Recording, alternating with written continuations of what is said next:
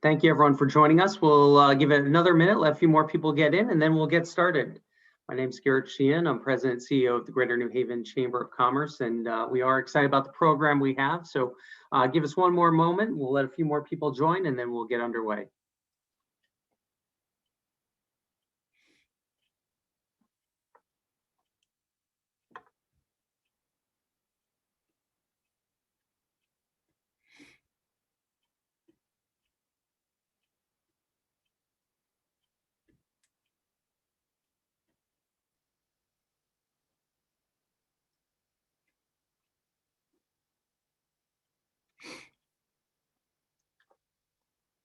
And good morning, everyone. Again, thank you for taking the time to be with us today. We're going to bring you Connecting the Dots, True Networking. Again, my name is Garrett Sheehan, and I'm with the Greater New Haven Chamber of Commerce and Quinnipiac Chamber of Commerce. I want to thank all of our supporters and sponsors who allow us to put this programming on for you, not just this program, but other ones as well. UI, Connecticut Natural Gas, and Southern Connecticut Gas, all part of the Avangrid family. They've been supporting us throughout the pandemic in providing this programming. Also, all of our investors, you'll see them on the screen in front of you, our premier investors, key investors, and also all of our principal investors on the next two pages. Again, we couldn't do the things that we do without the support of these companies. And what we want to do today is bring you some special programming. One of the big challenges we've had as we've gone throughout the pandemic has been the ability to network. We've tried to bridge that gap here at the Chamber by providing programming through these webinars and other programs that we do. But today we have another way to kind of talk through some of these issues, and that's Mark Zampino. Mark is an MBA recruiter for Southern Connecticut State University, and he also has a long history of working with people on how to network, how to get better at doing your networking, and no time is that more important now than when we've been caught in this digital world, hoping to get back to an in-person world very soon in the very near term future. So I think a lot of things Mark will talk about will be beneficial for you hopefully in the coming months, but also even as we continue to operate in this virtual world. So Mark, good morning, and thank you for taking the time to be with us. Oh, thanks for having me, Garrett. I really appreciate the opportunity. I'm gonna, let's see, try and share my screen here. Bear with me for a second. And let's see if I can get to that. Good. And I should say, I don't know if I said it at the beginning, but Mark is with Southern Connecticut State University, and obviously we always appreciate working with the university and all the opportunities that they have there. I'm sure, I know the feeling is mutual, even though I'm the new kid on the block over there. All the greatest opportunities that I have enjoyed in my life have all come to me. I did not seek them out. My first career of 37 years, I was Public Affairs Director of the Connecticut Society of Certified Public Accountants, an opportunity that just totally came to me. Before I joined, all I knew about CPAs is that they had a really difficult test that they had to pass. My new position, my second career as the MBA recruiter for Southern Connecticut State University began last September. Again, an opportunity that totally came to me. I was well aware of the university, but I had no idea that they had created this position. And this is my office. You can see it was my first day, and the sharp-eyed among you will see my bottle of Windex as I was cleaning my office and putting up my important documents and so forth. And I'm really proud to be a member of the Southern team. I've been an adjunct faculty member at the University of Hartford for some 20 years now. Again, had no idea that they were looking for a teacher, had no idea that I had teaching ahead of me in my career, an opportunity that just totally presented itself to me. I did not seek it out. I'm also a musician, and the best band I ever played in, at least from a financial perspective, was a group called Little House. And I knew no one in the band, had never heard of them. And again, it was an opportunity that totally came to me. Someone made me aware of it, and I otherwise, in fact, I had to actually be talked into accepting it because they were a 45-minute commute from where I lived, and that wasn't attractive to me, but the financial terms made it a little more bearable once we got down to the tax. And no doubt the best opportunity that ever came to me in my life was the opportunity to join lives with my best friend, my wife Donna, of 38 years. And again, I did not know Donna. We didn't have online dating services back then. I wasn't on the club scene or going to bars or anything like that. The opportunity to meet Donna was totally put together and presented to me by some friends of mine. And here's what happened in every single one of those opportunities. My phone rang. Someone called me and offered me these opportunities. You think about it, these are like the major building blocks of my life. Every single one of them came to me. I was totally unaware of any of these opportunities. And the reason I was made aware of those opportunities is what I like to call through true networking, connecting the dots. This is just one man's opinion, one more perspective on what true networking really is. It's not the only one. Obviously, we all seek out the advice we can get on networking and as many perspectives as we can get, because it's a personal puzzle that we all put together, and it's what works for us. But this is what's basically worked for me for more than 40 years, I would say. And I want to share some of my observations with you. I really appreciate the opportunity to speak to the chamber. So I've tried to give this a little bend, if you will, to also call it networking for chamber members, because I understand that you're all, represent businesses as well as yourselves. And I worked in association management for my entire career. So I understand the strength of when we all get together and form an association or a chamber, if you will. And I'm going to also try and share with you today how your personal brand and your corporate brand kind of blend together, whether you're the owner of the company or the receptionist or whatever important position that you happen to hold with your company, how your brand becomes the brand of your company as well. And that's all part of networking. And speaking of networking, there's no way that I would be in front of you today were it not for this gentleman, Tony Resigno, who is your former chief executive officer. Tony welcomed me with open arms into his network because his network is connected with Ellen Durnan's network, who is the recently retired dean of the School of Business at Southern Connecticut State University.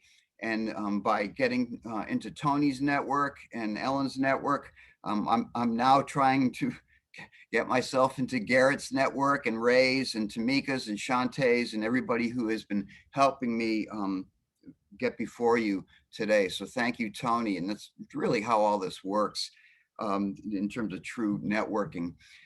True networking, it's something, it's so critical to the success of ourselves and of our businesses, yet they don't really teach this at school. I know we're getting better at it and we're incorporating it into different courses that we can take, but I've never opened up a course catalog at any university and seen a course that says networking 101. I haven't seen that yet. It's so important and it really has to be emphasized. And it's why I developed this course. I developed this course at the request of a school to say, can you really put something together on networking for the students, because it's so important. So here I am, back when I was 22. I was working full time. I was going to school full time. I was playing in a band. I was about to graduate and I needed some advice. And I turned to my parents, Pete and Jean Zampino, and said, what else can you tell me? I'm about to enter the real world. What should I be doing? And Mom and Dad said, Mark, you should be networking. And I said, I think I know what that means. I've heard the word, but I'm not really sure. Can you spell it out for me? What is network? And they said, sure. It's getting out there and getting to know people. getting out there and getting to know people. They said, because Mark, it's not what you know, it's who you know. In other words, you could be the sharpest guy in your profession, but if you're not getting connected with the right people, you're not going to go anywhere near as far as you would if you knew the right folks. Well, that was pretty good advice, I guess, back for the late 70s and the early 80s. But here we are. It's March 18. We're in the new century, the new millennium, hopefully the post-pandemic world. And I say that we have a new rule. And I thought I had made this up until I Googled it. And then I discovered that everybody and their brother is laying claim to this. But today, I think it's not who you know, it's who knows you. And then what do they think of you when they conjure that image of you? What's their impression of you? What's that collection of mental snapshots that they have of all their experiences with you? So it's not who you know, it's who knows you. And if you hearken back to the very beginning of my presentation, and I mentioned all these great opportunities that came to me, they came to me because someone knew me, not because I knew them. And in some of those instances, I had no idea who those people were. It's the old 80-20 rule that kicks in, even though we have laws that make us advertise so that the opportunities are equally applied to everyone. Still 80% of the jobs that are filled are never advertised because people already have an idea who they want to put in those positions, even when they do advertise them. And that's how I got a lot of my positions. And it ramps up even further. The Nielsen people who do the TV ratings said, and this applies to all of the business people among us, 92% of consumers trust referrals above and beyond any advertising or public relations that they're exposed to. When I say to my neighbor, do you know a good accountant, or do you know a good plumber, or whatever, that's what really carries the value with me, is what my trusted source in my network says to me. Networking is so powerful and so great. And yet it's amazing that so many of us are afraid to do it. I used to supervise a department of 5 people, and I would take them to national conferences 1 or 2 times a year. And I'd have to say to them, I don't want to see the 5 of you clustered together at lunch talking to yourselves. We've got people from all around the country here with great ideas. I don't want to see any of my staff together. I want to see all of you in different corners of the room, talking to different people from around the country, finding out how they do, what they do, where they do it. But we're afraid of networking. And I think some of that is because a lot of us take this transactional view of networking, that it's always got to be a quid pro quo. There's always got to be a this for that, and that we should always be exchanging something. And to me, it doesn't always really work that way. It's more of a Johnny Appleseed kind of thing, where Johnny Appleseed went around the country throwing those apple seeds everywhere. And some of them took and grew into mighty apple trees and provided fruit, and others got washed away down the drain and never amounted to anything. And that's kind of like networking. You never know where it's going to grow and where it's going to take. And you can't be overly concerned with that, because people will detect it when you are. So a lot of us are put off by the concept of how many business cards we can exchange in 45 minutes. No, we don't want to do that. Or to me, the real antithesis of true networking, which is speed networking. I don't know. Not for me anyway. This concept of running the gauntlet and projecting your image in 60 seconds or less, that's kind of tough, and that puts some of us off. I read a great article on how to get away from transactional networking. And the 4 concepts this author said were, when you do transactional networking, people will assume that you want something. And we all know that when we see and we look in our inbox and our emails and we see an email from that certain person, and we're like, oh boy, I wonder what she needs now, or I wonder what he wants now. And I have to say, as an adjunct professor, I get I get emails from prior students, and although I do get the ones that say just out, they're not asking for anything. They say, gee, professor, I was just thinking of you. Something applied to what I was doing in my job today, to something you taught me. It was so great to have you. And that, of course, that makes my day. But then I get my share of the ones where I see a name and I'm like, they need a letter of recommendation or something, which I'm always happy to write. But, people will always assume you want something when it's a transactional relationship. You also lose the ability to make authentic relationships, which means that you really get to know that person and know all the ways that you can help them. You sort of lose that, because when it's transactional, it's always this for that. And eventually, one of the people is probably going to come up on the short end of the stick more often than not, and that relationship will disappear. You may end up closing yourself off to great opportunities. If you say, gee, I don't really need to meet people from a not-for-profit, or I don't need to meet people from advertising, whatever that happens to be, again, that transactional nature will preclude perhaps a great relationship from forming. And here's the one that means the most to me, is that you just kind of forget that it's all about helping each other out. If you put everything else aside and you think, how can I help this person in my network and connect them with someone else so that those two people benefit?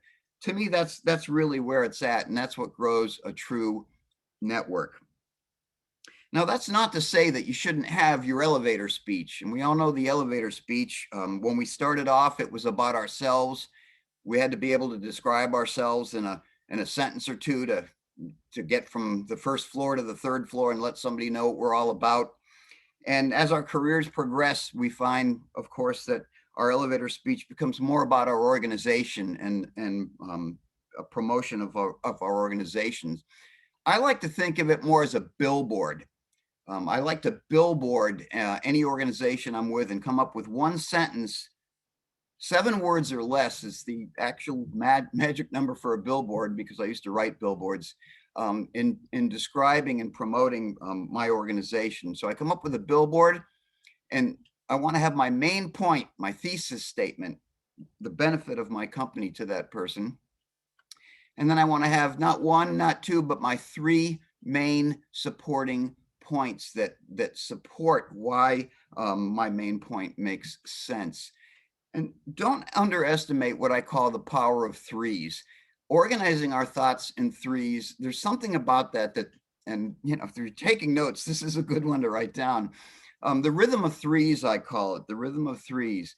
For some reason, our human brains find it easiest to wrap themselves around things when presented in threes. Ready, set, go, red, white, and blue. My favorite, life, liberty, and the pursuit of happiness. I don't remember who said that, but I sure remember that that's what living in America is all about. Life, liberty, and the pursuit of happiness. We just wrap ourselves around that rhythm of threes. So to give you an example to demonstrate how this works, create your billboard. I joined Southern last September, and although I knew a number of the people there and certainly a number of the students and knew the school, I had to come up to speed more on their MBA program, what an MBA program was, how it works, immerse myself in the whole Southern culture. And one of the things I learned about when people were getting MBAs is that most of them are already in their careers. Not as many of them jump right from undergrad to grad work, but they're in their careers. They're looking to advance their careers, add more value to themselves, thus add more value to their employer. So they're making that step as their careers have already taken root. So I wanted to appeal to these folks, and I say, if you're busy in your career, you're considering getting an MBA, make your MBA the Southern MBA. That was my main point. Your MBA should come from Southern. And I looked at what the factors were. I did some research and what people think about when they decide to get an MBA. And I applied those as my 3 supporting points. The Southern MBA is relevant. The Southern MBA provides real value. And the Southern MBA provides true flexibility. The 3 points that are most important to someone when they're selecting their MBA. And when I described, and again, I'm giving you sort of the insider view of this, I'm not presenting it to you as I would to an audience of MBA candidates, but let's talk about relevance. Our faculty is great. 100% of our MBA faculty, including the adjuncts, all have their doctorate plus very impressive real world experience. We're offering the concentrations that employers are really looking at now, especially things like healthcare administration, where I recently had some back surgery performed, and my doc said to me all on his own, he says, I find it very interesting you're the MBA recruiter for Southern, because I'm actually, this is an MD, he says, I'm actually going back and getting my MBA in healthcare administration because I have to run my own practice, which I thought that was pretty cool. We offer certificate programs starting this fall, again, in the hot topics, especially something like business data analytics. And again, you see healthcare administration and human resource management. Then I go on to say, of course, the product, my first point, is important, but of course, we're all thinking about price. And in that, in terms of price, the Southern MBA really is a value. I mean, you can spend, and I've done the research, you can spend more than twice as much in Connecticut on an MBA. I don't know that guarantees that you're going to get more. We are up for what I call the great equalizer. AACSB accreditation, which with everything going on track as it is, we should be set for at this time next year. And I call it the great equalizer because only 5% of the business schools in the world have attained this. And we are well on track to get it next year on our timetable. We also are reducing the number of credits this fall, that we're going to go down from 51 to 42. So that's going to add value too. And all of our lives are complicated, and certainly that's become tenfold with the pandemic. And we find that we're not only workers, but now we're teachers and doing lots of other things. And we're also very flexible with the Southern MBA. You can take up to 6 years to get your MBA at Southern, or you can get it as quickly as 18 months. It's what works for you. And our classes are held when it's convenient for you, not necessarily when it's convenient for us. So we're relevant, we provide value, and we've got real flexibility. And that's why I say to our candidates, your MBA should be the Southern MBA, because at Southern, you won't just pay for a great MBA, you will get a great MBA. So that's how I put my whole elevator speech together. All of you as business people and business owners should have that billboard in your pocket ready to go at any one time. And I do have to put in a plug for our internships.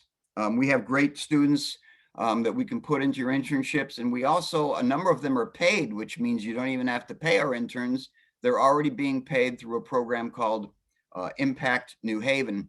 So I'm going to put this slide up at the end that has my name and contact information, and I'll be your central contact at Southern. Make it easy for you. You contact me, I'll put you in touch with the right people for the internships. Right, we don't have a lot of time. I want to get back on topic here. True networking, and I alluded to this earlier. True networking is not about you. The more you think about yourself in networking, the more you're going to doom yourself to failure, because true networking is really all about the other people in your network. You should always be thinking, when you hear of an opportunity, how can I connect the people in my network to take advantage of that opportunity so that both of those parties or more gain? True networking has three aspects to it in terms of how it works. True networking is when someone is willing to risk their reputation by tying it to yours, as Tony Resigno did for me. Or true networking is when you're willing to risk your reputation by tying it to theirs, as I have done for many people in my career. Or finally, true networking is when someone is willing to accept you into their network based on the recommendation of someone already in it, like Tony Resigno accepted me into his network, thank you, Tony, based on the recommendation of Dean Durnan at Southern Connecticut School of Business. So it forms this sort of perfect cell, this growth cell for networking that's an equilateral triangle. And you've got me, and you've got you, and you've got the third person, and that's our basic building block of networking. And then as I get to know you and you get to know me, and we get to know that third person, then a cool thing starts happening. Those cells start connecting and forming that network, so that I get to know Garrett, and Garrett introduces me to someone else in his network, and that person introduces me to someone else, and so forth. And we find that that network grows and grows and grows. And I'm belaboring the point by all the dots there, but it's really how it works when you're doing it correctly. And then another really cool thing happens. Those relationships become three-dimensional, and they kind of blur together, so that maybe your relationship started off on a business level, but you become friends with that person, and one day you find yourself going to their daughter's wedding on Long Island, and you stop and think, how did all this ever come into play? And it's because you were doing your networking correctly. And it goes both ways. I'm going to tell you about this guy, Roger, who's helped me in my career. And I'm going to tell you about this young lady, Vanessa, who I've helped with hers, just to give you that example of how it works both ways. For this to work properly, you have to have three basic components. You have to have a strong personal brand. We've all heard of that concept of personal branding. You also, as business folks, have to have a strong professional brand. And you also have to understand that this doesn't happen overnight. It's not a turnkey situation. It's a long-term investment, requires a long-term perspective on how it works. You can't expect things to happen overnight, or you'll be very disappointed, especially if you're looking at it from a transactional point of view. So having a strong personal brand, which I think is hard to actually separate from your professional brand, because the two become one in the same. I know for me, I was, to a lot of people, I was the Connecticut Society of CPAs in many regards. And I'd like to think that to a lot of MBA candidates, I'm becoming Southern Connecticut State University, so the personification of that to them. And that's how these personal and corporate brands align. And research shows that most people view the reputation and the strength of their CEO as at least half of the value and half of the reputation of their company. So when you think of the people who have these huge empires, like Oprah, I mean, you can't separate Oprah from all of her empire, of all of her interests. People like Martha Stewart. Martha Stewart was doing great, and then she had an obstruction of justice charge that was leveled against her. And they actually calculated out it took her 7 years to get back to the level of sales that she was at before her reputation, before her personal and corporate brands got tarnished. And then there's this guy, and I'll let you draw your own conclusions about where his personal brand is or is not these days. My favorite definition of a brand I've ever heard is that a brand is a relationship. It's a collection of all the individual experiences that we have with that company, with that organization. And certainly our emotions come into play in terms of how we were treated and all of our experiences. I said I'm a musician. One of my favorite bands in the world is Pink Floyd. They have a tremendously powerful brand. I don't think many of their fans know who the individual members are, but there's that brand of Pink Floyd and what they stand for in the music world. And some people are so taken by that brand that they have adorned their bodies with body art to proclaim their loyalty to that brand. I love the band. I saw them 4 times in their day. I don't know that I would go that far, but I certainly enjoy their music. Nike products and Apple. I think when people proclaim their loyalty to Apple, it's not so much to Steve Jobs, the late great entrepreneur, but to that spirit of innovation that Apple represents. I think that's their brand. And of course, the whole lifestyle of Harley Davidson and what that means to people who ride a hog. And I'm going to bet that there are probably a few of you out there in the audience who are sporting Greater New Haven Chamber tat under your sleeves today, but we'll keep that private. So a brand is a relationship, and in projecting that brand, you certainly have to be consistent. You can't be changing what you're all about from day to day. You need to establish who you are, bring that to the table every time you come to the table, build that familiarity and trust, which will equate to those emotions of love and loyalty. And you have to be authentic. Boy, people can smell it when you're inauthentic, when you're not being authentic, and you're just in it for yourself, and you're just in it, you're networking for personal or professional gain. People are not stupid. People realize that right away, and they can't run away from you fast enough when they suspect that you are not authentic about your motives. They can really sense it and they want to avoid it. And it's true whether you're talking about your personal networking or your professional networking.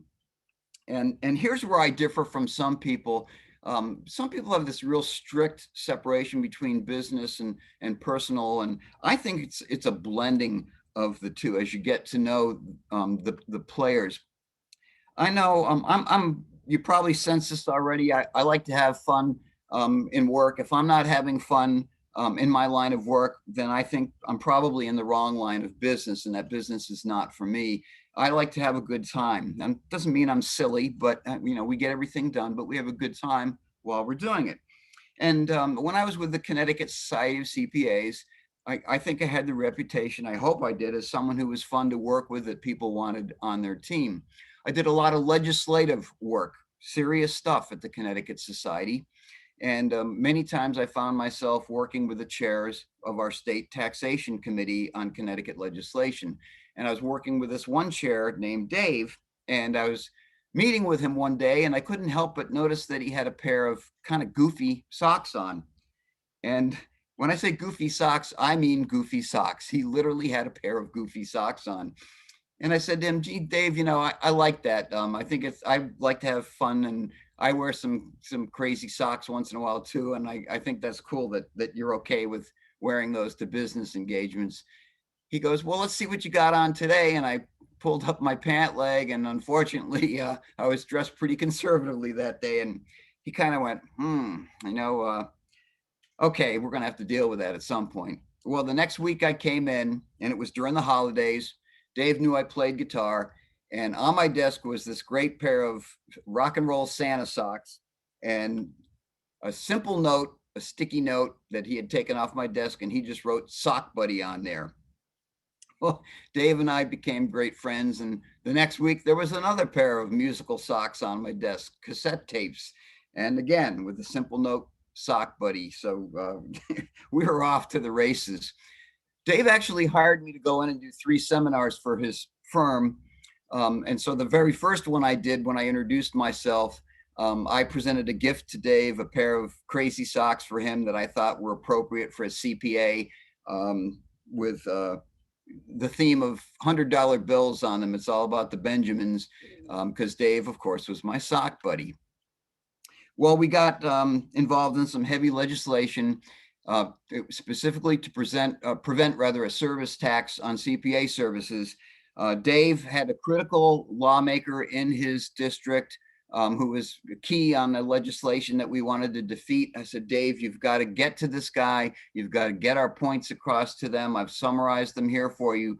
Please make sure you contact him personally."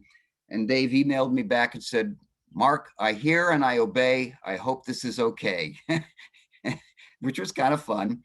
And I wrote back to him. I said, "Dave, you're the best sock buddy a guy ever had." Well, we were successful. And Dave wrote back to me, "We certainly are a pair." Great sense of humor. It sounds corny, but I was who I was. And that's one of the other rules about networking. Know who you are. Don't try and be someone who you are not, and be comfortable in that space. We all have to shift gears, but be who you are and be comfortable in that space. And people will get comfortable with you, and they'll get to know you, and they'll get to like you, and then they'll get to trust you, and they'll be happy to have you in their networks. And again, you can't just be transactional with this. Don't look at it as this for that. Um, when a relationship is purely transactional, there's no emotional involvement. There's nothing tying the person to that relationship, to that network. And as soon as they sense a benefit somewhere else, maybe it's a price or maybe it's convenience, they're going to drop you like the proverbial hot potato unless they have that relationship with you. And when I thought about, okay, how can I bring that personal touch to my role as the MBA recruiter? I mean, sure, we've got a great product, it's relevant, it's valuable, and it's flexible, but how can I go beyond that and be more than transactional? And it struck me very quickly that in terms of value, I would be the Southern concierge. When you apply for your MBA at Southern, for better or worse, you've got me for life, pal. I am your contact there. Any issues you have with anything at Southern, I am your starting point. You don't have to make multiple phone calls or contact a bunch of different people. You get back in touch with me. I'm going to make it happen for you. I recently was working with a student who had a very complicated transfer issue. This is not the norm, but I went back and counted the emails that I had with him. We got him to where he needed to be with everyone. I counted 34 emails back and forth between the two of us to make it happen for him. And we did. And I was particularly delighted that we were able to do that because he is a veteran. And that just spurred me on to want to help him even more because he had served us and served his country. So the Southern concierge is that more than transactional approach that I believe I bring to the Southern MBA. And of course, every interaction you have counts. The old saying, what have you done for me lately, or that kind of thing. Unfortunately, it's the human condition, and every interaction is important.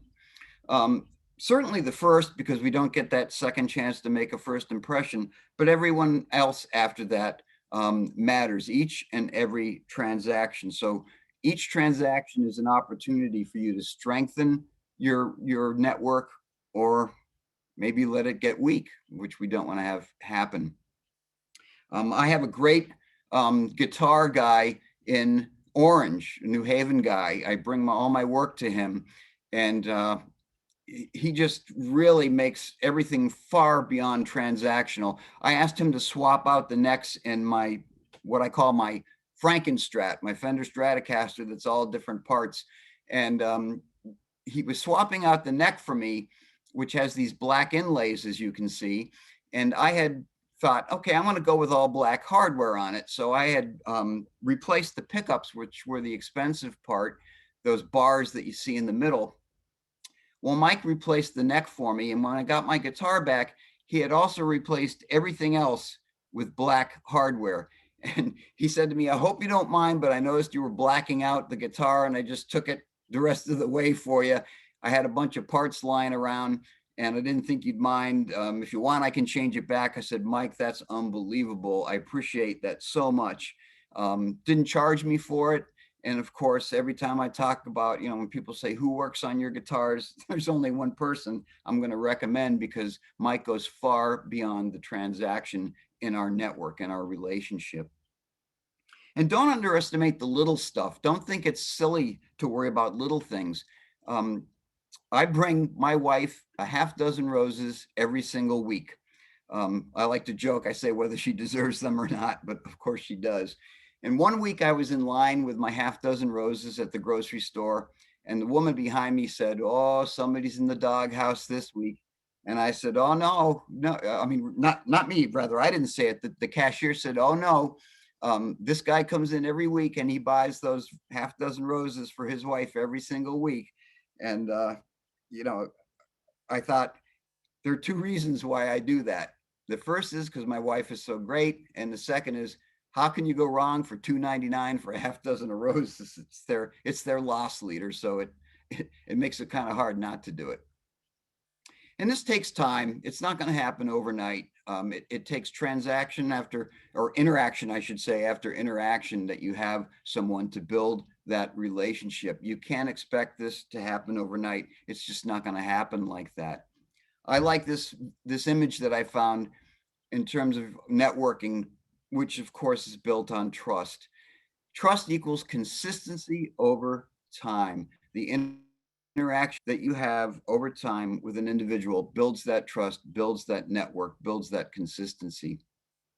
So step one is realize that you have this brand, this corporate brand, and this individual brand. I'm sure you have already. And step two is take control of that brand. Make sure that you're enhancing it and strengthening your brand with every single transaction that you have, no matter how big or small.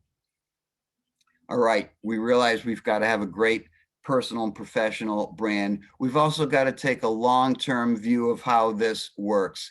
And now is the time to take that long-term view and realize that you've got to take control. It's not when something bad happens, when you lose your job. I've had people come to me and say, oh my gosh, my company merged. They don't need two controllers. I've got to start networking. I've lost my job. And I say, no, dude, you should have been networking for the past 15 years, because if you were, your network would be there to catch you and everyone would want to help you land that new position. But when you start from zero in your time of crisis, it's just not going to happen. All right, Mark, you've told me all this stuff I should be doing in general terms. Specifically, what can I do today, even before I leave this meeting, to enhance my true network? Well, you've got a great obvious one here. Become active in your Chamber of Commerce. The Chamber did not pay me to say that. That's my experience in association management talking. You've got a great built-in network right there with your Chamber of Commerce. Get active in it. Volunteer for a committee or a project.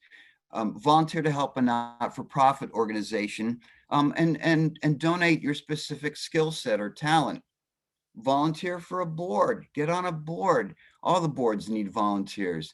Volunteer for a town project. There are hundreds of town projects you are qualified to help. Try something new, get out of your comfort zone. Look for something different that'll open up a whole new world to you. For me, that was working on a political campaign. Because I was active legislatively, I thought I better be active with my candidates' campaigns as well. So in Cromwell, I joined my local political party.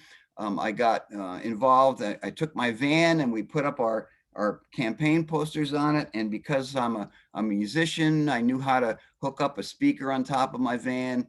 And we did what we called the rolling rally. And we drove around on a Saturday and we parked for a couple of minutes by the soccer game. We drove through the Stop and Shop parking lot and played patriotic music through the speakers. And everybody liked the rolling rally so much that they put me up as a candidate for office. So I've been on the Zoning Board of Appeals now in Cromwell for the past 6 years.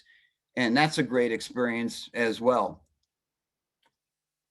It has really helped me to get to know a whole bunch of people, but more importantly, a whole bunch of people have gotten to know me.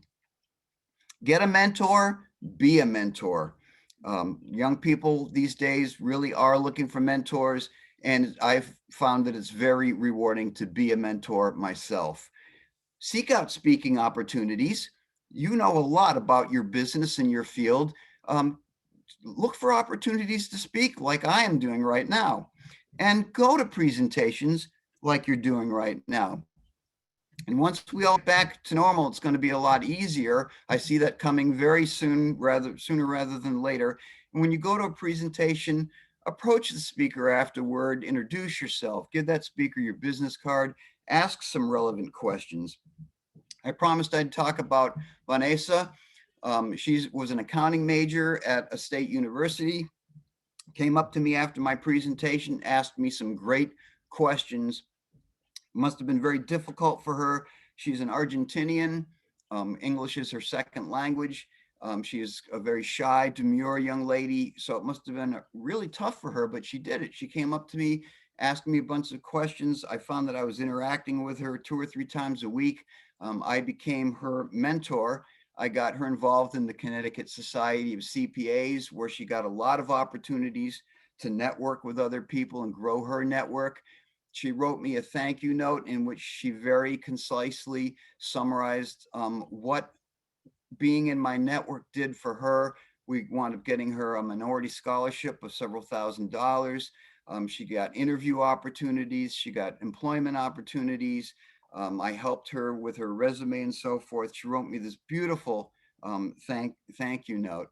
Um, Probably the best advice I can give you is when you take advantage of these opportunities and you've done what they've asked you to do, ask to do something extra. I know that sounds bizarre, right? Like we don't all have enough to do. And this guy's telling me, ask to do more. Ask to do something extra. That's the greatest way I know of to differentiate yourself in your network. I had a great mentor who said, always, he reversed it. He said, always under promise and over deliver.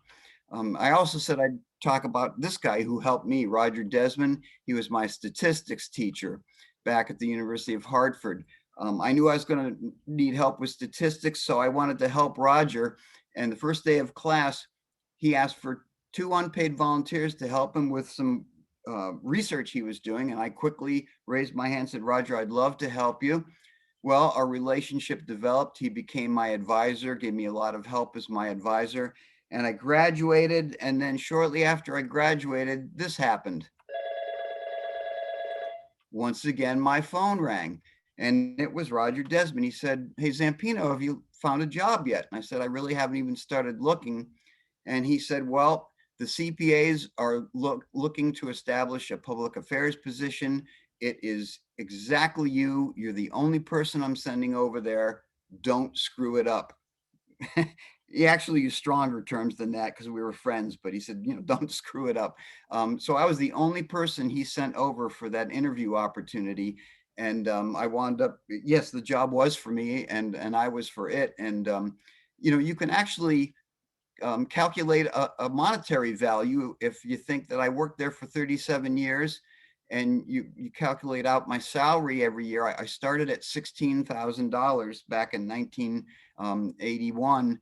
And I wanted to make more than that at the time I was leaving, but you can assign a value to that. He also was the fellow who offered me the teaching position. We had lunch every month. Every other month was your turn to treat. And one day we were walking back to our cars in the parking lot and he turned to me and he said, hey, have you ever thought about teaching? And I said, well, not really, but it's kind of intriguing. He said, well, I need an adjunct faculty member. You'd be perfect for it. Would you like to do it? And so I said, yes. So of course, again, 20 years, if you want to calculate my salary, but even more important to me was the personal growth I enjoyed as an adjunct faculty member. And all of this came to me because that first day in class, I raised my hand and I asked to do something extra. So that's what all adds up to the brand called you, which also transfers to the brand that you project for your company or your organization. You all know who your businesses are. For me, I guess in a way, to many people, am Southern Connecticut State University. It takes a lot of work. It's a long-term endeavor, but it pays fantastic dividends because, and you have to be an A, your brand has to be a great brand. People want to have you in your network only if you have that great brand. But when you have that great brand, someone plugs you into their network like Tony Resigno did for me, and people are standing there ready to help you. I like to think of this guy. We all remember him, the Tin Man, of course. When I think of the whole idea of it's not who you know, it's who knows you. The Tin Man was the guy who needed the heart, and of course he got it. But what he also got from the wizard when he got his heart was a great piece of advice that was even more valuable than the heart. And normally when I present this live in front of an audience, I point to the screen when he gets that piece of advice. I'm going to have to give you a vocal cue instead when I play this short video clip for you. It's the Tin Man getting his heart, but even more importantly, getting that piece of advice. And I'll give you the cue when that comes up. Here we go. As for you, my galvanized friend, you want a heart. You don't know how lucky you are not to have one. Hearts will never be practical until they can be made unbreakable. But I still want one. Back where I come from, there are men who do nothing all day but good deeds. They are called good deed doers, and their hearts are no bigger than yours. But they have one thing you haven't got, a testimonial. Therefore, in consideration of your kindness, I take pleasure at this time in presenting you with a small token. Here it of comes. esteem Here's the and advice. And remember, my sentimental friend, that a heart is not judged by how much you love, but by how much you are loved by others. A heart is not judged by how much you love, but by how much you are loved by others. It's the same way of saying it's not who you know, it's who knows you, and then what they think of when they conjure that image. It's not who you know, it's who knows you. That's the new rule, because there are a lot more of them out there than there are of you. It's not who you know, it's who knows you, and then what they think of you when they conjure that image. It's not all about me. It's all about all the other people in my network and how I can put them together so that they benefit without having any concern for anything I'm going to get out of it. Trust me, if you're doing this correctly, you will reap benefits far beyond what you ever expected were you to instead be looking for something transactional for yourself. You have to have that strong personal brand as business folks. That's also our professional brand, the brand that we represent as our organization. Whoops, I'm sorry. And you have to understand that it's a long-term investment. It doesn't happen overnight. So that's my opinion of what true networking is. I hope you can take parts of that and add it to the perspective that you already have as to what works for you and what true networking is. But I like to think that if you do this properly, you won't just grow your network, but your network will grow you, and your network will grow your organization. So I think I'm right on time here. We can open it up to questions if you have any comments or questions. And then I also promised that I would put up my contact information here at Southern. If you have any questions about the MBA program, or if you have any questions about how you can get one of our great interns into your organization to help you out, I'd be happy to respond to those if you shoot me an email. So Garrett, thank you again in the Greater Chamber so much, and the ladies for making all this happen and extending this great opportunity to me to become part of your network. Great, thanks, Mark. That was a really great presentation. And yeah, as Mark said, we'll stay here for a few moments and take questions. There was one question in the chat or in the question box here, Mark. What is Mike the guitar guy's last name? But we'll also take some more substantive questions as well. Put them in the chat or the question box. Mike's last name is Muscagna. And if you want to email me, I'll send you his contact information. He has such a great practice that he doesn't need that. I know this sounds horrible to all the marketers out there, but he doesn't need to advertise because he has people like me. Anytime any of us up here in the Hartford area are going down there, we say, hey, I'm making a Muscagna run. If you got something, get it to my office by 3 o'clock Friday and I'll take it down for you. I literally had 19 guitars one time in my van that everybody loaded in there to take down to Mike. That is not an exaggeration. I mean, normally it's 2 or 3, but that's how good he is. And because he goes beyond that transactional aspect of networking. That's great. That's great. Yeah, other questions, you can put them in the chat. But you know, the things I've seen so far, Mark, is great job. And it really was a great comprehensive presentation. I think it's a lot of things that people know, but they just don't put it all together that that's the way you need to, it's the way we all want to be treated when we're in a network and in a true relationship. It definitely has to be top of mind all the time. I got to confess, you know, I do some other seminars on that where I cover things like emotional intelligence. And it's work. I'm not saying it's easy. It's got to be top of mind. And there are many times when, you know, people say, how have you been married for 38 years to the same person? And I say, it's my philosophy is simple. If you get up first, make the coffee. If you get up last, make the bed. That sounds like I think I'm pretty special or whatever, but it takes work. There are a lot of times when I don't feel like making the coffee or like making the bed, but I'll do both if that's what the morning calls for, because that's who I want to have as my partner. So I guess you want to try and be the person you want to have as your roommate, if you will. Yeah, I think the point that I take away is just being very intentional. Networking is natural, but you have to be intentional about building that network and having those conversations and really fostering it. I think a great example of that you gave when someone all of a sudden is about to lose their job and now they're starting to build that network for the first time.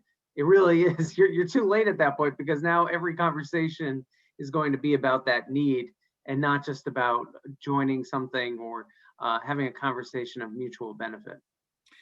The greatest example I can give was my own situation. My position was eliminated due to COVID.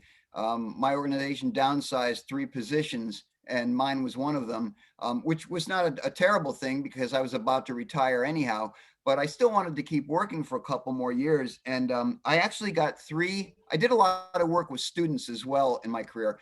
And I actually got offers from 3 different educational institutions, not offers per se, but they said, hey, we have this position, you should apply for it. And that's how I wound up at Southern.